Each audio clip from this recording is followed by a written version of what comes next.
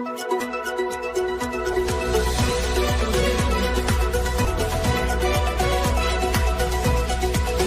મિત્રો, હું છું એન્કર અમિતા પટેલ. આપ જોઈ રહ્યા છો મુંબઈ તરંગ ગુજરાત ન્યૂઝ. જોતા રહો ગુજરાતની તમામ અપડેટ સૌથી પહેલા મુંબઈ તરંગ ન્યૂઝ ચેનલ પર. સુરત શહેરમાં વકીલ પર હુમલો કરનાર આરોપીઓ પોલીસ સ્ટેશનમાં થયા હાજર. 1 મહિના પહેલા વકીલ પર હુમલો થયો હતો. હુમલો કરનાર 5 આરોપીઓ 1 મહિના બાદ કડોદરા જીઆઈડીસી પોલીસ સ્ટેશનમાં થયા હાજર. સુરત ડિસ્ટ્રિક્ટ કોર્ટમાં પ્રેક્ટિસ કરતા અને ગુજરાત હાઈકોર્ટમાં પ્રેક્ટિસ કરતા વકીલ પર 1 મહિના પહેલા હુમલો કરવામાં આવ્યો હતો. તીક્ષ્ણ હથિયાર વડે હુમલો કરી ઈસમો થયા હતા ફરાર. વકીલને ગંભીર ઈજા પહોંચતા સારવાર હેઠળ હોસ્પિટલમાં ખસેડવામાં આવ્યા હતા. પોલીસ દ્વારા આરોપીઓ સામે કઈ પ્રકારની કાર્યવાહી કરવામાં આવે તે આગામી સમયમાં જ જાણવા મળશે.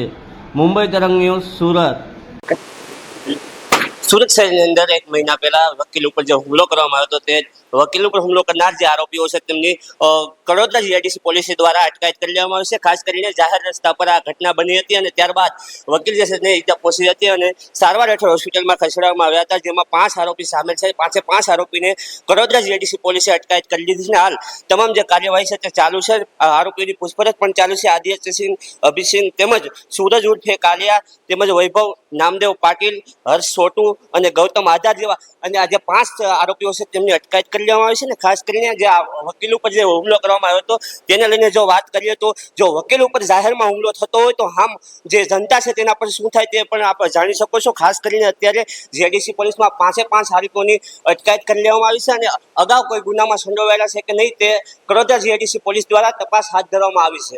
મુંબઈ તરંગ ન્યૂઝ, વિજય મકવાણા, સુરત.